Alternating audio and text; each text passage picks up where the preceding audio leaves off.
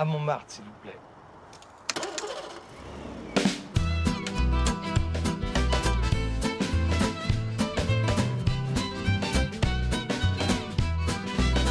Rue Clignancourt, le temps est court.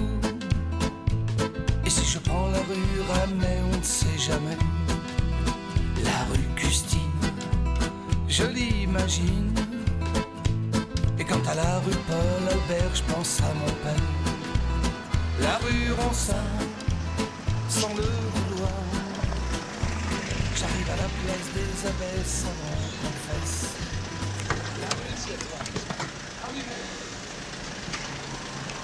Ah bah, beaucoup de souvenirs ici. Effectivement, c'est ici que tout a commencé. C'était en 1947. En fait, je suis né à Montmartre, donc je ne suis pas né à Paris, je suis né dans un village. Rue Paul Albert, mes parents avaient ce restaurant ici. J'ai passé toute mon enfance sur cette place, avec les copains, toutes les copains du Sacré-Cœur. Les premières histoires d'amour ont commencé ici, évidemment. Sur les escaliers. Ces escaliers sont magiques. Maintenant, tout le monde va sur les pelouses. Mais à l'époque, on n'avait pas le droit. Et quand on était allé sur les pelouses, on était enfermé dans cette cabane-là, qui n'a pas changé d'ailleurs. Et on restait des fois coincé 1 heure, 2 heures dans cette cabane. Des sanglots, des nuits d'hiver, bien plus qu'il n'en faut pour devenir un homme.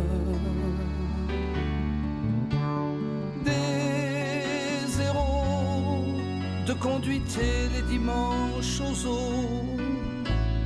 Merci, mamie, merci.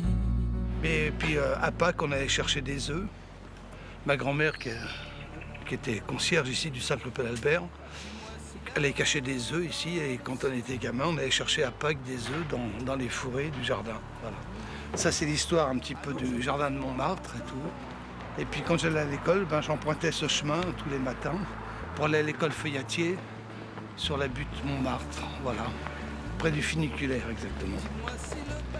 Que de souvenirs, voilà, ici.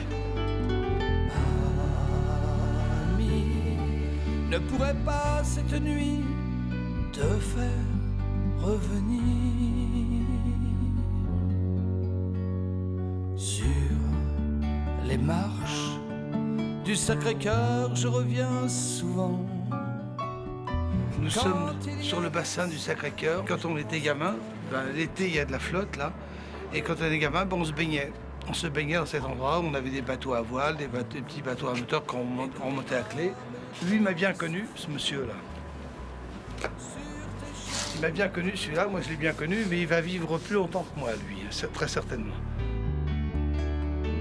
La radio nous emmenait chez les Duratons. Drôle de souvenir. Le jeudi, on allait voir chanter Mariano. Chante-t-il encore au paradis?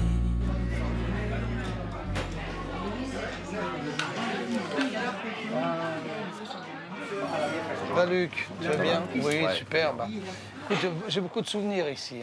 Moi, je suis né au-dessus et mes parents tenaient ce bar dans les années 50. Et mon père a choisi mon prénom. Il a mis un chapeau avec plusieurs prénoms, comme ça, et c'est tombé sur Alain. Et curieusement, le patron d'aujourd'hui, il s'appelle Alain. Voilà, tout à fait. Ouais. Et breton. Et breton. Comme mon père. Étonnant. Voilà, c'est un décor de cinéma. Montmartre, t'es mon Paname avec une âme. T'es ma première bouffée de liane, t'es ma dernière histoire d'amour. Au coin de la rue des Martyrs, j'ai dû en faire 100 fois le tour. Montmartre, de mes glissades, de mes copains, au temps du métropolitain, dans le bassin du Sacré-Cœur, je t'aimais déjà en sous-marin, tu t'en souviens?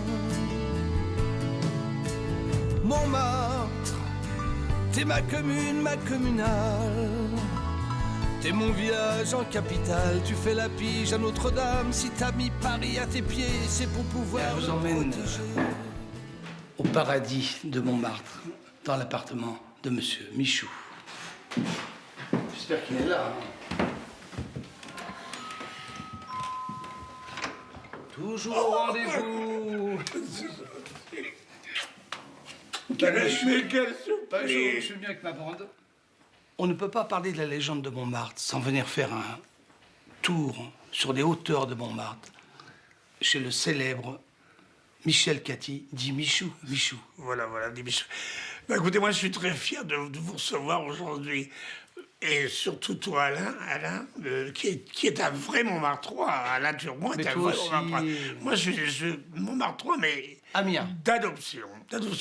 Mais quand j'ai découvert mon quartier, le quartier, ce beau village Montmartre, je n'ai jamais quitté. J'ai arrivé dans mon Amiens natal, je croyais que j'avais 19 ans environ. Je suis monté la rue de Dunkerque et j'atterris là. Et je n'ai jamais bougé de ce quartier. Et tu m'as montré la petite boutique aux Abbesses où tu es rentré. On t'a dit il y a un endroit à reprendre. C'est un vieux souvenir, tout ça, oui. C'était à l'époque un petit bar, mais le Stop Bar. Le Stop Bar. Et je rentre, j'avais 25 ans à cette époque-là, et je rentre dans ce petit bar sympathique, et la propriétaire de ce bar, elle m'a trouvé très sympa, et on a pris ensemble cette gérance de la rue des Martyrs, qui s'appelait à l'époque Madame Attel. Chez Madame Attel. Ça démarrait comme ça, voilà. Et quelle idée d'avoir repris ton nom, de l'avoir appelé Michou. C'était mon rêve d'avoir au moins mon nom qui est clair comme ça, la rue des Martyrs, là. C'est merveilleux. Mais tu n'es pas prisonnier de Oui, je suis un peu cabot, quand même. Non, mais c'est quand même... Ça fait combien d'années, Michou? Eh bien, et que je suis rue des Martyrs, ça fait maintenant... Mais ça, c'est entre nous. Oui, ça, c'est entre nous. Oui. Il y a maintenant bientôt 57 ans. C'est pas possible. Mais Michou, dans les années 60, créer un cabaret où les garçons s'habillaient en filles, c'était quand même avec tout ce qui se passait sur Pigalle et tout ça, c'était imposé. C'était, je pense, peut-être une inconscience, je sais pas. Bon, ça démarrait, c'est rigolo, parce qu'on a fait ça, on a 3 copains, on a, si vous voulez, déconner à 3 copains, oui. Et on a imité une vedette. Bon, il y avait Eugène, qui est devenu la grande Eugène par la suite. Bien sûr. Il y avait mon copain Lucien aussi, on aurait dit des phosphatine. Et moi, Miss Glacex. Miss Glacex. On faisait un petit spectacle d'une demi-heure, et c'est avéré bon. Comme le spaghetti rigolo, qu'il n'y a pas de vulgarité, on a fait ça un jour de Mardi Gras. Le lendemain, on avait invité plein de copains. On a eu la chance, dans les invités, d'avoir un monsieur célèbre qui s'appelait Edgar, j'y s'appelais parce qu'il est en voyage maintenant, qui s'appelait Edgar Schneider. Et Edgar Schneider, t'as fait un papier de hétérobique, en disant quand Paris se travestit. Michou, pour voir la vie en rose, il faut la peindre en bleu. Michou, ça laisse des échymoses de tomber amoureux. Michou, t'en as laissé des plumes, des strass et des dentelles.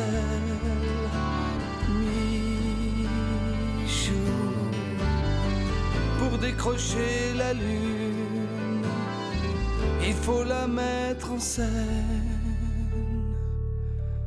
à Paris sur Seine. Merci Alain, merci. Voilà, comme je suis ému. C'est une belle chanson. Non, mais ce qui est merveilleux, ce que je suis heureux, ce que la vie m'a donné, c'est d'être populaire. Et c'est énorme. Ça, c'est énorme pour moi. Tout le monde me connaît. Et pour moi, c'est ce qui me touche le plus. C'est hallucinant, mais parce que tu as créé un look, un univers complètement à toi, et cette éternelle jeunesse, Michou. Il faut savoir, c'est que Michou a enregistré près de 35 chansons. Oui. Tout le monde ne le sait pas. Et des chansons merveilleuses, notamment une chanson de Charles Level, avec des fleurs. Je suis plein d'émotions quand tu me parles comme ça, là.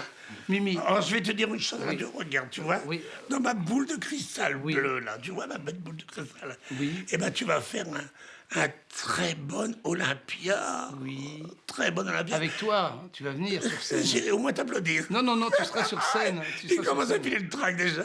Non, non, non, non, non. Tu sais non. que j'ai un grand truc, tous ensemble, pour ce grand moment de, je dirais, d'amitié, on va faire youpi. Mais quel bon moment d'amitié. Merci Alain Turban. Youpi. Mimi, je te fais un bisou. Merci. On se fait une vraie bise, à la russe.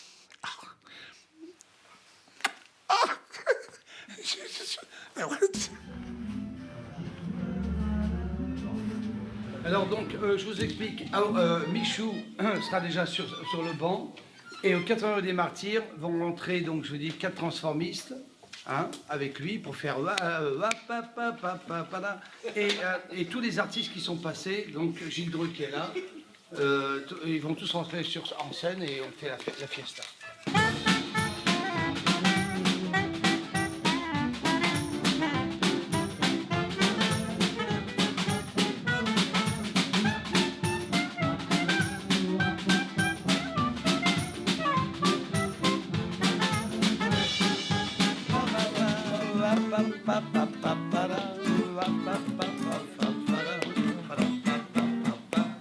On en fait encore la type de la fin. Il y a deux thèmes en fait. Il y a un truc qui va être possible, que c'est le début du dernier cycle. On va faire ce truc-là. Genre, hello. Voilà. Et là, donc c'est le début du dernier cycle. D'accord. Tu te rends compte qu'on va faire de la musique? C'est pas beau ça? Le maître du monde. C'est le maître du monde. C'est le gardien du phare. Oui, d'accord, ok. Là, t'es là. Tu la dessines. Tu la dessines. Elle tourne. Et là, tout de suite, tu me dis alors, ça te plaît? Et puis ils vont baisser la musique. On supprime un refrain. Ouais. D'accord. C'est mieux parce que tu vois, tu finis, alors, ça te plaît. T'as pas t'imaginer que c'est de la provoque. Non, c'est... Je croque, Je te croque, je croque, je croque. je croque. Oh, et hop, je croque. Allez, bouge un petit peu.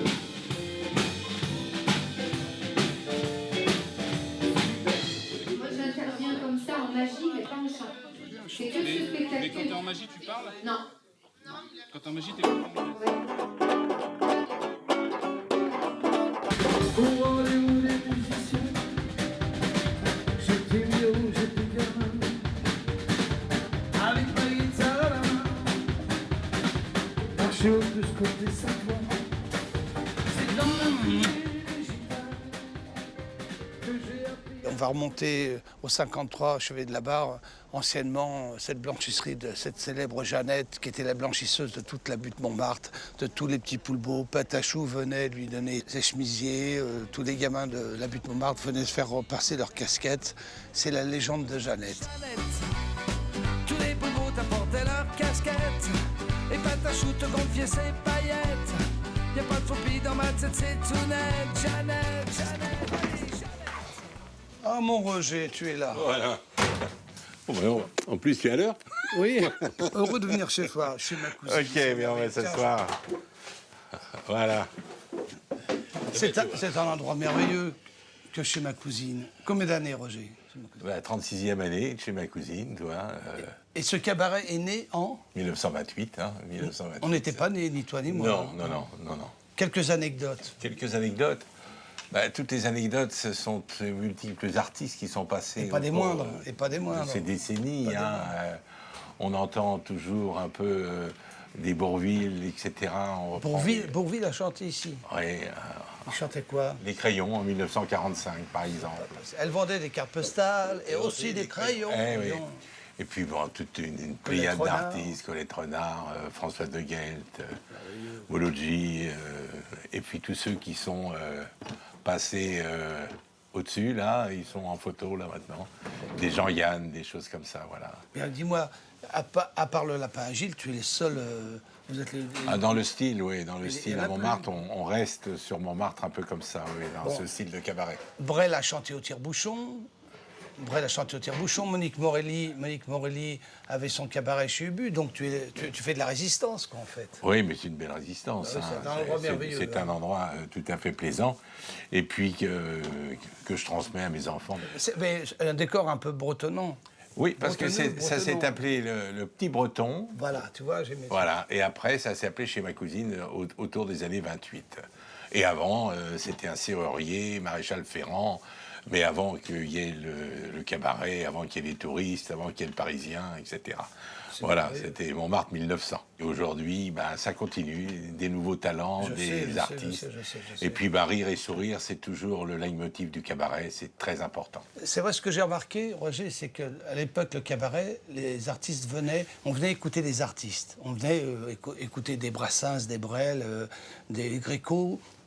Maintenant, dans les cabarets, les gens veulent rire. Il y a plus de rire qu'avant. La télévision joue son rôle, Oui. et puis le cabaret joue son rôle aussi, et qui n'a pas changé, de découvrir éventuellement de nouveaux talents, et puis surtout de faire rire les gens. Comme disait Poulbeau, faire du bien dans la joie, quoi. Oui, absolument. Qu'on vienne en jean ou en smoking chez ma cousine, on est à l'aise. Qu'on soit serré comme des sardines, l'important c'est d'avoir une chaise. C'est un petit cabaret génial, entre Saint-Pierre, entre Pigalle, où il fait bon se retrouver, comme si on était du quartier. C'est toujours blindé ici. C'est déjà ouvert. 90 places, un peu comme chez Michou. Oui, absolument. Mais c'est ouvert tous les jours de l'année, de toute manière, 365 jours par an. C'est un Olympia à taille humaine, quoi. Absolument. Hein, c'est ton Olympia, toi. Les entrées, les sorties, tout ça, faut que ce soit calé. Faut qu'on a, si on a un mot-clé, genre comme la baie de Rio, voilà.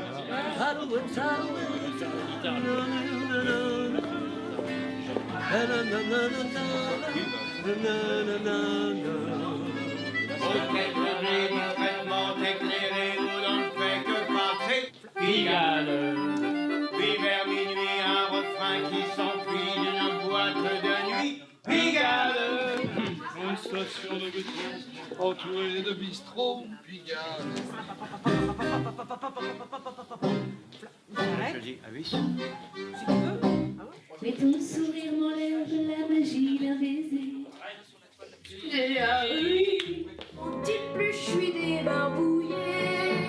Si j'ai faim, je trouve à piqueter sous les étalages des boutiques dans la rue Le Pic.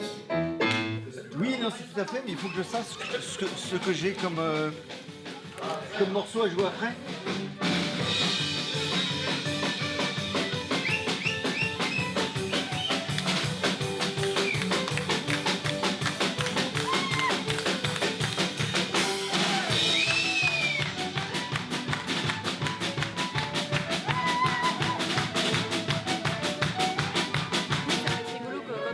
En fait, il commence à parler, puis moi je fais Ah oui, mais c'est formidable, mon loulou. Pardon, tu me disais. Merci, monsieur, mesdames.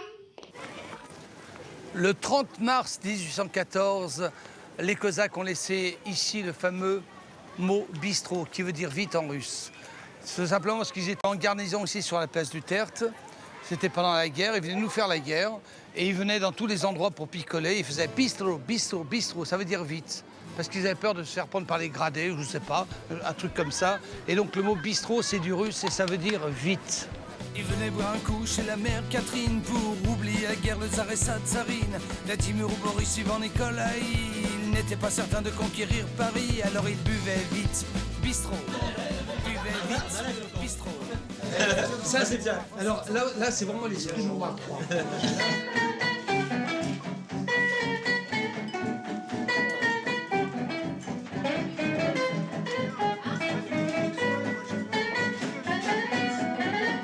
Eh bien, nous venons de quitter les contreforts de Montmartre, quitter le maquis de Montmartre pour nous retrouver à la Chope des Puces, chez le pape, l'empereur de la musique, John Manouche, à la Chope des Puces, monsieur Marcel Campion.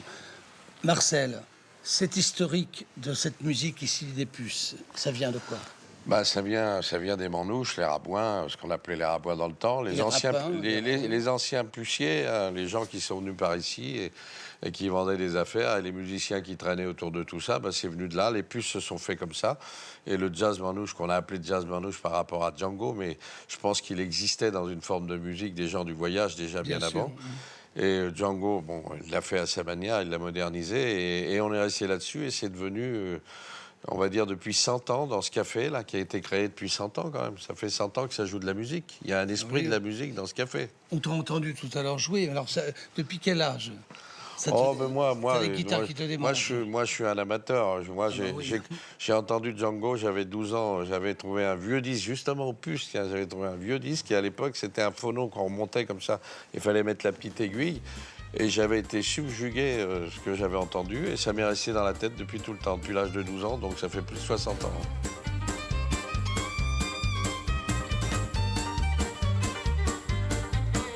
C'est un violon de tzigane que je suis né, d'une guitare manouche rue des Rosiers, d'un piano à bretelles côté zinzin, marcher au puce tous les dimanches matins, au rendez-vous des musiciens.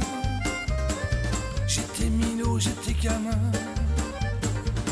avec ma guitare à la main, marcher au puce. Moi, j'ai travaillé, j'ai bossé au Cirque Fanny, je devais avoir 11 ou 12 ans.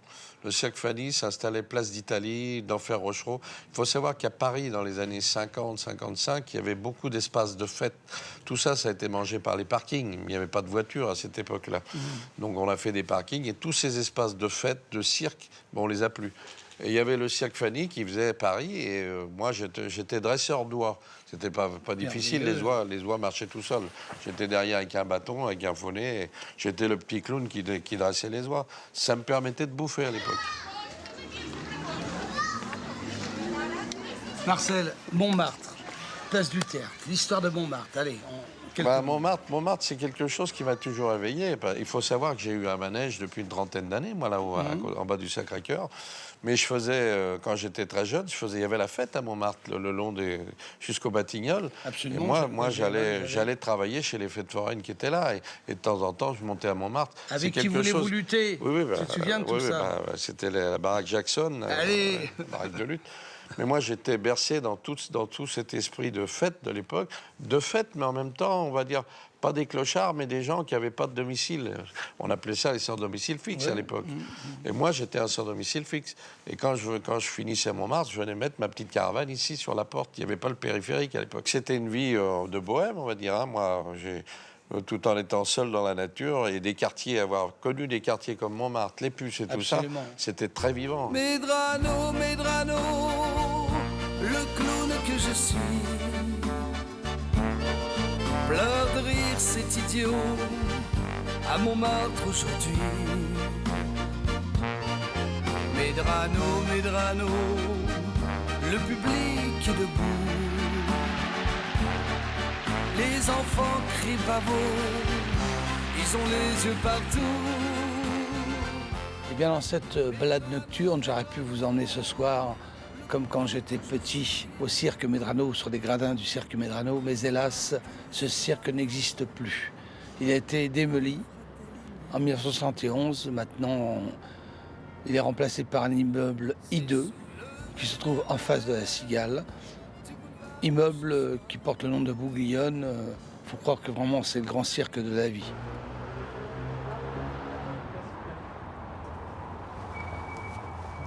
Alors avant d'aller dans quelques instants au Moulin Rouge, on redescend un petit peu cette rue Le Pic, qui est une rue très animée et qui a toujours été une rue très commerçante. Dans le temps, il y avait des marchandes de 4 saisons partout, à droite à gauche. Et c'est vraiment une rue mythique qui part de Pigalle pour monter jusqu'à la place du Tertre. Vous êtes dans l'endroit incontournable de Montmartre. Ce film d'Amélie Poulain, la terre entière vient ici prendre un café, prendre un chocolat, photographier cet endroit mythique qui est vraiment le seul endroit de Montmartre qui reste authentique. Voilà.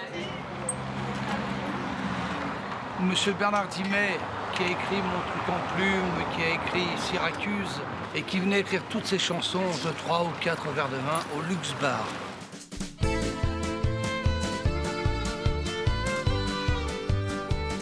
Je tenais à être pris en flagrant délit de tendresse, être pris en photo devant cet endroit merveilleux que des milliards d'individus viennent photographier de jour comme de nuit. Et encore pendant des décennies, tout le monde parlera encore dans 100 ans de ce fameux Moulin Rouge.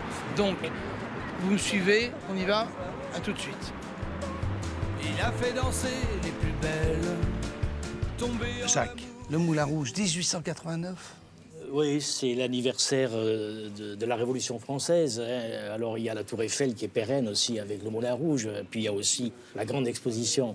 Et c'est la belle époque. Donc, Paris est noyé sous des millions de lumières électriques. Et il faut savoir que le Moulin Rouge est le premier établissement de spectacle à être doté de l'électricité. Et puis, il y a Joseph Oller, qui est le plus grand entrepreneur de spectacle d'Europe, qui a décidé avec Zilder de doter Montmartre d'un établissement de spectacle qui soit le plus beau du monde et qui concurrence tous les autres. La majorité des cabarets étaient déjà un peu en perdition à l'époque, en 1887, 88, 89. Alors l'installation du Moulin Rouge ici a fait un petit peu baisser le chiffre d'affaires de l'Élysée-Montmartre. C'était une révolution en jupon, quoi. On venait sans canailler, on venait voir les belles. Voilà, alors justement, c'est extraordinaire parce que de tous ces événements mondiaux, la belle époque, les expositions universelles, le triomphe du fer et tout ce qu'on veut, en fait, les journalistes même qui étaient de l'époque, le Courrier français, qui se faisait le porte-parole de Montmartre, de tous les cabarets, annonçaient que parmi toutes ces révolutions, finalement, c'était le French Cancan qui était la vraie révolution. C'est extraordinaire, Cancan. Le French Cancan, oui. Voilà. Grâce à la Goulue, grâce à Lautrec qui a immortalisé... Valentin des Ossets, qui était notaire, je crois, non? Oui, fils de rentier. Fils de rentier, on ne sait jamais, on n'a jamais su ce qu'il faisait. Enfin, voilà. Donc, Valentin, c'était un très, très, très grand danseur, hein, très élégant. Alors, tous ces gens-là n'existeraient pas si Lautrec n'avait pas immortalisé la Goulue, Valentin des Ossets, Jean Avril, le Moulin Rouge, et lui-même. Il a fait d'une pierre, il a fait 4 coups. Hein, il est devenu célèbre dans le monde entier. Question. Pourquoi ce Moulin Rouge? Pourquoi le rouge? En fait, celui à qui on a demandé de faire une maquette pour un établissement ici de plaisir, c'est Villette. Et Villette, c'est l'incontournable personnage du Chat Noir. Et il est le peintre le plus populaire de l'époque, décorateur. Il est très célèbre à ce moment-là, bon, évidemment. Alors, lui, il a fait une petite maquette, il a fait une proposition, et il se trouvait qu'à l'époque, il y avait un établissement qui s'appelait le Moulin Rouge, qui était rue d'Antin. C'est pas vrai. Oui, la rue d'Antin. Et alors il dit, bon, le cabaret, il n'existe plus, il a fait faillite, donc on va reprendre l'enseigne, puisque Rouge, c'est beaucoup plus festif. Oui, parce qu'il faut savoir que Montmartre, à cette époque-là, c'était quand même pas le Montmartre d'aujourd'hui. C'était les bidonvilles, c'était des cabanes en planches, c'était la zone, c'était le maquis. Oui, c'est ça, il y avait un maquis à Montmartre, effectivement. Donc on venait s'encanailler. Voilà, les bourgeois venaient un petit peu s'encanailler. Alors effectivement, il y avait beaucoup de femmes qui travaillaient dans les lavoirs, comme la Goulue. Elle a commencé, on ne sait jamais où elle a débuté exactement. Elle était déjà un peu connue avant le Moulin Rouge, la Goulue. Hein. C'est une petite vedette. Elle est sortie quand même de la fange. Elle a réussi grâce à la danse. On m'a dit que la Goulue a terminé sa vie en vendant des roses à la porte du Moulin Rouge. Est-ce que c'est vrai? C'est vrai que... C'est vrai ou pas? C'est vrai qu'elle était mise dans la misère. Elle avait grossi énormément. Elle avait un peu bu. Elle était dans un état lamentable. On l'a vu vendre des petits bouquets de violettes à la sortie. Et les gens... Elle qui était star sur scène. Elle essayait de revenir pour gagner un peu d'argent. Bon. Pardonnez-moi, mademoiselle Weber, si la Goulue que vous étiez, ce soir elle danse au fond de mon verre, comme Valentin le désossé. Le Moulin Rouge, c'est un moulin aux 1000 couleurs.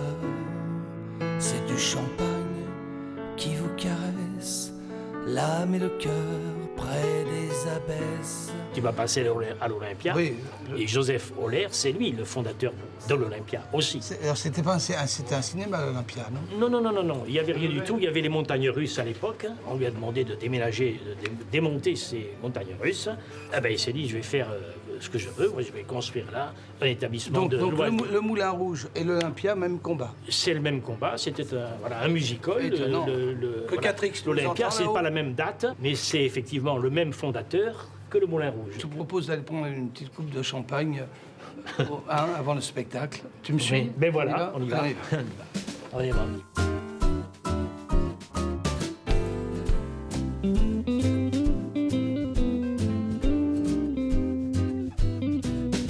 Je te dessine au crayon, je te dessine au fusain. Si j'ai raté tes yeux, je sais c'est pas mal. Faut que je me fasse une raison, faut que je trouve le bon chemin qui mène à ton menton, j'efface tout, c'est pas bien. L'histoire de cette république de Montmartre. C'est une république qui a été créée par des artistes qui étaient autour de la place du Tertre en 1920. Et il y avait notamment Poulbeau, Francisque Poulbeau. Encore Poulbeau, décidément. Déjà Poulbeau. Il est partout. Déjà Poulbeau, c'est lui qui a été l'initiative de ça, avec Neumont, Villette, Forain, qui a été un très grand peintre, dessinateur, aménageur, qui a laissé beaucoup de traces dans Paris, et qui est resté président pendant 8 ans de la République de Montmartre. Donc 1921, et ça a été une république qui s'est beaucoup consacrée à la défense de Montmartre, à l'opposition. C'était la première à s'opposer au tout bétonnage de Montmartre. Je crois qu'elle a beaucoup contribué à cela, que Montmartre reste Montmartre aujourd'hui. Et alors dis-moi, cette tenue, pour les gens qui ne savent pas, c'est la tenue d'Aristide Bruand. La tenue d'Aristide Bruand que la République de Montmartre a adoptée symboliquement pour commémorer ce qu'est Montmartre et représenter dans le monde entier Montmartre au travers d'Aristide Bruand. Et alors, donc, combien d'adhérents sur cette république? Il y a à peu près 700 adhérents maintenant sur cette république et qui sont répartis à Montmartre pour un grand nombre, mais aussi dans le monde entier. On a des adhérents en Italie, à Venise, en Argentine, aux États-Unis. La République de Montmartre rayonne dans le monde entier. Itinéraire d'un enfant de cœur qui va rater encore la messe de 10 heures. Itinéraire d'un enfant de cœur qui va se faire sonner les cloches au Sacré-Cœur. Itinéraire d'un enfant de cœur qui va encore rater la messe de 16 heures. Itinéraire d'un enfant de cœur qui préfère le vin de messe à l'extérieur. Et oui, nous sommes dans la rue du Chevet de la Barre qui monte vers les étoiles. À propos d'étoiles, c'était un endroit où il y avait beaucoup de cabarets, notamment en 23. Il y avait le cabaret de chez Ubu, tenu par Monique Morelli, chanteuse, Apollinaire, Léo Ferré, Brassens, tous les artistes venaient dans cet endroit, 23. Et plus haut, nous avons la Grange au Bouc. Alors il y avait un bouc, c'était une cour de ferme, et puis nous les gamins, on jouait avec ce bouc, on allait écouter un petit peu les artistes. Ça s'appelait la Grange au Bouc. Tout ça n'existe plus, bien entendu, maintenant. Dommage. La légende de Montmartre, c'est la commune de Paris. C'était le temps des camarades et celui des cerises aussi. C'est la légende de Montmartre, c'est la commune de Paris. Il suffisait de prendre un fiacre pour s'encanailler. Dis-moi Jean-Marc, comment se fait-il qu'il n'y ait pas encore ici, qu'il n'y ait pas eu un immeuble haussmannien, qu'il n'y ait pas eu encore une déconstruction? Tu sais, on y a échappé parce que ce sont des vignes maintenant, mais ça n'a pas toujours été des vignes ici. Certes, il y avait des vignes dans tout Montmartre, parce que ce sont les Romains, comme chacun sait, qui ont importé des vignes en Gaule. Ben oui, et ce qui en fait que les Gaulois ont délaissé l'hydromel au profit du pinard, grâce aux Romains. Et puis, les premiers témoignages sur des vignes à Montmartre remontent au 9e, 10e siècle par le chanoine Fodoa. Mais en fait, les vignes se sont développées surtout sous l'influence des abbesses de Montmartre. Et puis, tout au début du XXe, dans les années 20, la ville de Paris, qui avait entre-temps, en 1922, racheté ce terrain ainsi que celui qu'on voit derrière nous, là, qui abrite aujourd'hui le musée de Montmartre, a eu l'intention de faire des HLM ici. Oh, c'était sympathique. Oui, c'est bien sûr. Non, mais l'idée est bonne, enfin, un peu. C'était le 9-3 avant ça l'heure. s'appelait les HBM, tu sais, les habitations bon marché. Et puis, la population, évidemment, de Montmartre s'est émue dans ça. Et il y a eu des pétitions, il y a eu des actions, etc. Et pour s'opposer à ce projet. Et Poulbeau, le cofondateur de la République de Montmartre, avec Romain de Halle, son grand ami architecte, eh bien, ce terrain vague qui était là, qui avait été un but à part, qui tombait un peu en ruine, il n'y avait plus rien dessus, eh bien, bien, ils sont mobilisés et en 2 jours et une nuit, eh bien, ils ont construit un square qu'ils ont joliment appelé le square de la Liberté, pour que les enfants qui tenaient tellement à cœur de Poulbeau, eh bien, puissent jouer ailleurs que dans la rue. Et ce square a été inauguré avec des faux flics de la République de Montmartre, à tel point que les vrais ont vraiment cru que c'était une véritable inauguration. Mais ce square, eh bien, la ville de Paris n'a pas voulu le pérenniser. Et au bout évidemment d'1 ou 2 ans, il était complètement détruit. Et après, tout le monde s'est dit, OK, entre-temps, on avait gagné contre le projet de construction des HBM. Que faire de ce square? Et puis là, il y a trois personnes, on va dire. Il y a Victor Perrault, le président de la Société du Vieux-Montmartre. Il y a Pierre Labrique, le maire de la commune libre de Montmartre. Et puis, bien sûr, aussi le président de la République de l'époque, derrière Poulbeau, qui se sont dit, l'idée géniale, c'est de replanter des vignes. Voilà. Donc, c'est ce qui a été fait en 1933. Ils ont replanté des vignes et ils se sont dit, en 1934, on fait les vendanges. Simplement, ils avaient oublié un petit quelque chose, c'est qu'il faut un peu plus d'1 an pour que les raisins prennent. Donc il n'y avait pas de raisins. Qu'à cela ne tienne, nos anciens sont allés aux Halles, ils ont acheté des raisins, ils les ont accrochés au sarment et ils ont fait une vraie fausse récolte, vendange, mais en présence quand même d'Albert Lebrun, le président de la République française, et pas de Montmartre. Et le parrain était... Et puis il y avait 2 parrains célèbres, comme tu dis. Oui, le parrain, c'était Fernandel, bien sûr, et la marraine, comme tu sais, Miss Tinguette. Et donc, depuis lors, on fait toujours les vendanges avec 2 parrains, mais ce n'est qu'en 1953, c'est-à-dire en fait 20 ans après la plantation des vignes, qu'on a vraiment fait du vin. Et que le Clos Montmartre est vraiment devenu du vin, car auparavant, on offrait les grappes de raisin, on offrait du jus de raisin aux enfants de la butte, aux prisonniers pendant la guerre, etc. Donc ce n'est qu'en 1953 que les vendanges telles qu'on les connaît aujourd'hui ont lieu. La disparition physique de Francisque Poulbeau. Eh bien, écoute, oui, mais c'est pas vraiment une légende, c'est très émouvant. Poulbeau, tu sais, était diminué depuis de nombreuses années par une maladie osseuse, il était en petite voiture. Et il déjeunait chez lui dans sa maison, dans son hôtel particulier de l'avenue Junot, et qu'on repère facilement avec les frises des mômes au fait de cet hôtel particulier. Et puis il déjeunait, et au moment du dessert, il y a quelque chose qui tombe, et il était avec sa fille adoptive, Zozo, et il se baisse de table pour ramasser cette grappe de raisin qui était tombée. Et puis, curieusement, et puis là, il tombe mort. Et c'est vraiment en ramassant cette grappe de raisin qu'il décède. Et ben, c'est tout un symbole par rapport à la vigne où nous sommes aujourd'hui, parce que ce raisin, il l'a fait vivre dans ces vignes de Montmartre, et voilà, il l'a ramassé dans un dernier geste.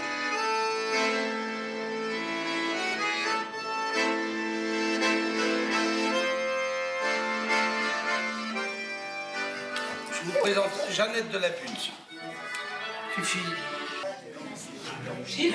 Oui. Tu veux venir t'équiper pour la balance, s'il te plaît? Ben, bien sûr.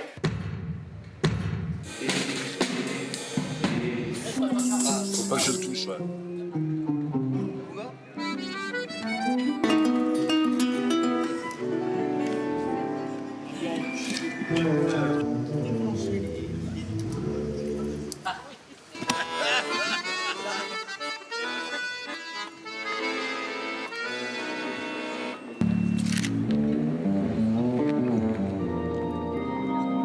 Mesdames, Mesdemoiselles, Messieurs, sous vos applaudissements, nous avons retrouvé l'abbé Rio.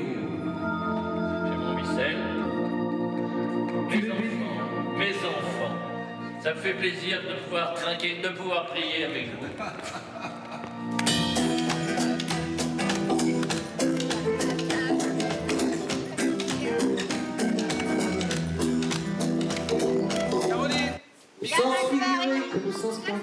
Je te croque, je te croque.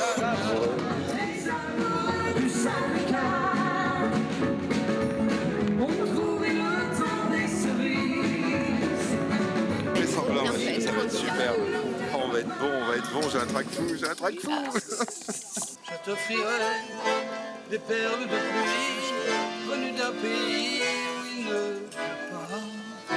Si l'eau-de-vie se boit en bas, autant des cerises aujourd'hui, à la veillée et au-delà, ce soir, tous les 3, nous sommes réunis. Pour te dire, Jean-Marc, que moi, je suis né à Montmartre, et c'est grâce à toi que j'ai pu rentrer dans ce coffre-fort de l'éternité, comme disait Nougaro, dans cet endroit magique, qui vraiment est vraiment un endroit typique de l'histoire de Montmartre. Yves, oui. Tu es le gardien du temple. Je suis le gardien du temple et du phare. Moi, je vois ça comme un phare. Énorme. Un phare, tu vois. Tous les soirs, on allume les lumières, ça tourne. On espère que les matelots qui sont là, qui à droite, à gauche, vont pouvoir venir un peu se détendre. C'est une vraie histoire de famille ici, c'est fabuleux. Hein. Bah oui, c'est pour ça que ça tient. Faut dire la vérité, parce que bon, il y a eu Frédé, il y a eu Polo, son fils. Bien sûr. Après, qui s'est marié avec ma mère. Moi, j'avais 9 ans à l'époque. Mais ma mère était divorcée. Après, je suis parti aux États-Unis. Puis, en 1972, il y a Polo qui m'a demandé de revenir ici pour reprendre les destinées du lapin. Et ce qui est marrant, c'est que Bruand a vendu le lapin en 22 à Polo, et de ce fait, Polo est devenu le proprio, en quelque sorte, le propriétaire de son père, qui était Frédé. C'est amusant comme histoire, c'est pas si fréquent. Non, c'est pas si fréquent. Bon, enfin, voilà, donc tu vois, c'est comme ça que ça peut tenir. Parce que tous les cabarets ont disparu. Du 19e siècle, il n'y en a plus qu'un. Petit à petit, on parle du Chat Noir, mais c'est vrai. Il n'existe plus. Malheureusement, il n'a pas duré longtemps. Mais bon, c'est le seul qu'on appelle le cabaret artistique, parce que le mot cabaret, ça couvre beaucoup de choses. Alors, cette histoire de Picasso, là, celle-ci, écoutez ça. Parce que Picasso, lui, avait bien connu Frédé au ZUT. Quand il est arrivé à Paris, il avait 20 ans, Picasso, et puis bon, il a fréquenté le ZUT un petit peu, où il y avait les anarchistes là, qui étaient là. Il y a eu une grande bagarre, ça a été fermé, etc. Et Frédé est venu ici, il a rencontré Berthe, il était copain, donc il est resté après, ses pénades, c'était ici, au Lapin Agile. Mais le Picasso, là, pour en revenir à ce que disait Alain, c'est fabuleux l'histoire de ce tableau. Ce tableau de Picasso qui s'appelle d'ailleurs Au Lapin Agile. Voilà. Alors que L'Arlequin ouvert aussi. Hein. On le donnait parce que Picasso ne donnait pas de nom à ces tableaux. Ouais. Donc on l'a appelé parce qu'il y a le père Frédé qu'on voit dans le fond du tableau. Bien sûr. C'est Picasso lui-même qui l'a mis au mur. Il est à peu près de cette taille-là, parce que ça c'est la reproduction, je vais te le dire tout de suite, puisque il a été vendu par le père Frédé, il a été donné à un maître de ballet suédois qui était amoureux de ce tableau et qui l'a ramené en Suède. C'est hallucinant. Et oui, et puis en 1912, et puis après on l'a retrouvé aux États-Unis, et en 1989. Sotheby's est venu me voir ici, il me disait voilà, on a un tableau à vendre à New York, voilà, il y a une division, c'est le tableau de Picasso au Lapin Agile. Alors moi je lui ai expliqué les personnages, je connais bien les personnages qui sont là, il y avait le père Frédé, Picasso lui-même en Arlequin, et il y avait la fameuse Germaine qui en réalité elle s'appelle Laure. Et puis bon, alors, finalement, ce tableau, il est là. Il a été vendu, je te le dis, en 1989, 41 300 000 $. À l'époque, le dollar était haut. Et moi, j'ai demandé, je dis à la Sotheby's, moi, je vous ai donné des informations. Oh, au moins que dites au propriétaire, au futur propriétaire, qu'il me fasse une copie. Ah oui, bien sûr. Sur toile. Sous l'impulsion du père Frédé, la bohème s'est installée. Macorlan y venait chanter, et si les murs pouvaient parler, Dorgelès y venait souvent, Apollinaire de temps en temps, Debussy, Carco et Poulbeau, et de Bruand, Apollo. Sous l'acacia, Boronali, à Paladriatique ici. Et quant au Christ de Wesley, il est le gardien du secret. Sous la plume de Nougaro, t'as perdu l'accent parigot. Et sous le pinceau du trio, le Sacré-Cœur a froid dans le dos. Ô lapin agile, ô lapin agile, et l'Arlequin de Picasso, et le souvenir de Lolo. Ô lapin agile, ô lapin agile, on chantera encore longtemps au pied des vignes rue Saint-Vincent. Tous ces artistes qui sont venus chanter ici, c'est colossal, quoi. Oui, on ne peut pas les citer tous, évidemment. Un petit peu, quelques noms. De mon époque, il y a Brassens qui a commencé là, vraiment. Brassens, c'est moi qui l'ai présenté en 1951. On dit toujours que Brassens a commencé chez Patachon. C'est faux. Il a commencé ici. J'ai une lettre de Brassens qui raconte comment il disait j'ai taillé, j'ai ma chance. J'ai ma chance. Il avait un trac fou, il n'avait pas de peur. À ce moment-là, il y avait Cossimon dans le programme. Jean-Roger Cossimon. Il y avait Alexandre Lagoya à la guitare, qui habitait ici. Pendant 2 ans, il habitait ici. Il a commencé ses duos avec Ida Presti, ici au Lapin Agile. Annie Girardot a dit des poèmes ici. Et Nougaro. Il avait 5 ans, lui. Parce que Nougaro, lui, quand il est venu ici, il n'écrivait que des poèmes. Oui. Il ne chantait pas encore. C'est son père qui venait chanter chaque fois. Les vieilles de notre pays sont des vieilles. Alors il chantait, quand il venait au Lapin, il adorait ça. Et puis il a dit tiens, j'ai mon fils, Est-ce que il écrit des poèmes, il vient, je sais pas quoi s'il va foutre, je sais pas s'il fout, est-ce que je peux te l'envoyer à Apollo? Alors il dit, oui, ben voilà, il est venu un soir, et puis il a frappé, voilà, on lui a fait dire, il a passé une audition et poème, il n'avait pas dit son poème Pégase, et puis Polo l'a trouvé très bien aussi, moi aussi, puis bon, je vous engage, et puis il est resté comme Cossimon, qui chantait pas, il disait que des poèmes. Et puis il s'est mis à chanter petit à petit. Il a commencé la première chanson, ça c'est « Il y avait 10 marins sur un beau navire, il y avait 10 marins qui revenaient de loin, il y avait 10 marins qui cherchaient les filles, car le vent de la mer, ça donne une sacrée faim. » Voilà. Et puis Nougaro, c'est pareil, après quand il commençait à chanter les chœurs avec nous, etc., en entendant dire ses poèmes, et puis il s'est mis à écrire des chansons, il n'osait pas les chanter, d'abord il en a fait pour Marcel Amont, etc. Puis après il a commencé à les chanter les siennes ici, ça fait un boom. Et ça a démarré ici. Les pantoufles à papa, il les a démarré ici. Il y avait une ville, etc. Ferré venait. Ferré aussi. Ben c'est là, c'est ici que Ferré a rencontré Cossimon. Léo Ferré. Léo Ferré. Et qu'ils ont commencé à collaborer ensemble. Au Lapin Agile. T'avais le fusain volontaire de ceux qui n'avaient peur de rien, se battre pour un dispensaire et recevoir tous les gamins. Et si Montmartre a ses jardins, tu y es sans doute pour quelque chose. S'il y a des vignes, s'il y a du vin, c'est ton esprit qui les arrose.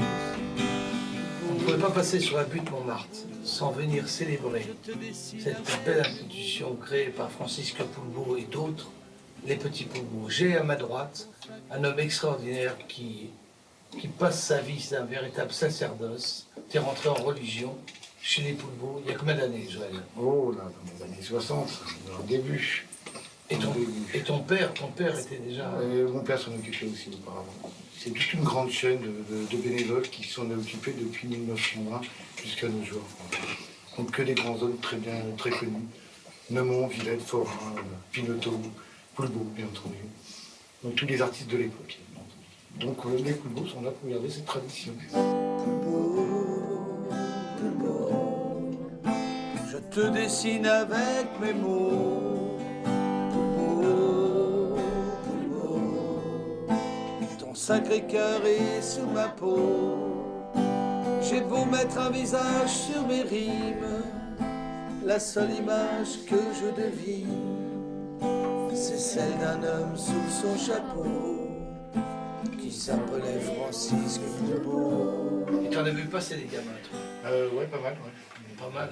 Les mômes du quartier, comme on dit. Et alors, tu peux expliquer un petit peu l'historique de ces vêtements, un petit peu, ce que c'est? Ah ben les vêtements, ça a été dessiné par Francisque Poulbeau. Hein. Donc c'est des costumes d'époque 1813. Et on a repris, d'après son dessin, qui est derrière d'ailleurs, ce costume-là, voilà, d'infanterie. D'accord. Et donc toi, là, on est dans la salle de répétition ce soir. Oui, c'est une salle de répétition qui date de l'époque 1933, où le premier dispensaire qui a été créé à l'époque en 1920 s'est déplacé, et depuis 1933, on reste dans les mêmes locaux, là, à l'époque de la première mairie à sur la place du Tertre. Ouais. C'est merveilleux, c'était le premier dispensaire. Et c'était le premier dispensaire qui a été créé, donc à Montmartre. Et alors, dis-moi, les petits Poulbeau, vous véhiculez cette image un peu partout dans le monde, un peu partout? Oui, un petit peu partout. Bien sûr.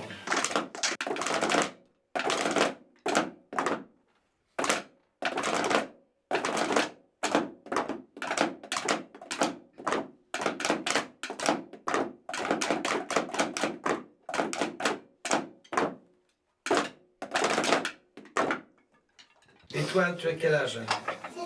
7 ans et demi, ça ne se voit pas du tout. Tu sais que tu es un Poulbeau. Tu le sais, dis-leur à la caméra, je suis un Poulbeau. Je suis un Poulbeau. Voilà. Merveilleux. Eh bien écoutez, vive le Poulbeau encore très très longtemps. Voilà, merci à vous tous. Merci.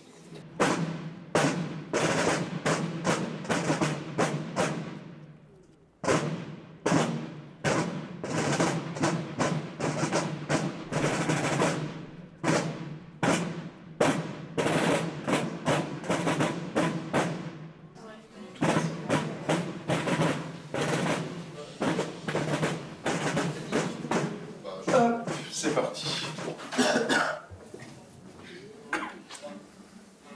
déjà la queue dehors, hein.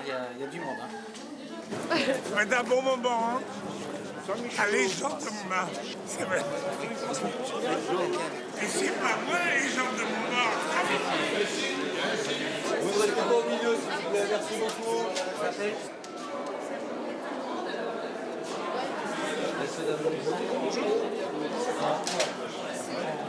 À droite. Ça va, Gilles? Ça va. Bon. Bon, si je comprends, il n'y a que moi qui ne vais pas. Alors. Elle est pas belle celle-là. Je marche sur le... Oh putain, je vais bientôt marcher à l'hôpital si ça compte. Yes. Elles sont belles ces choses. Ouais, elles sont belles. Vachement belles. D'où je viens, de l'autre côté de la vie. Mais je me devais d'être ici aujourd'hui pour cette légende de Montmartre. Hop là, tac. Voilà. Vous voyez, ça va bien.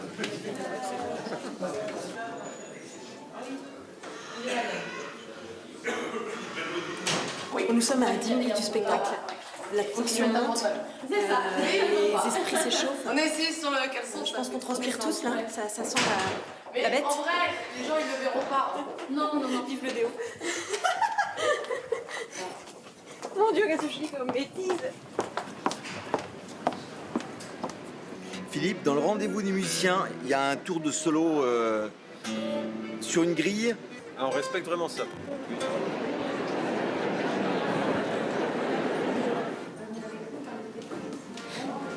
Bon, allez, on y va. Merci à vous tous. Allez. Rendez-vous au tas de sable.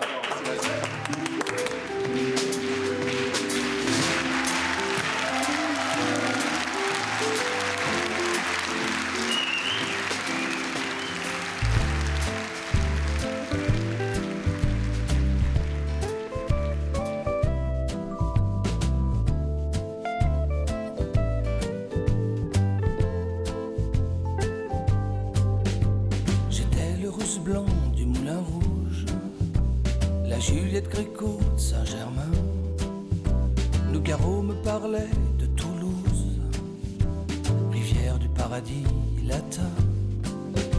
J'étais le chauffeur de Gainsbourg, Coluche astiquait ses histoires, et Dalida chantait l'amour.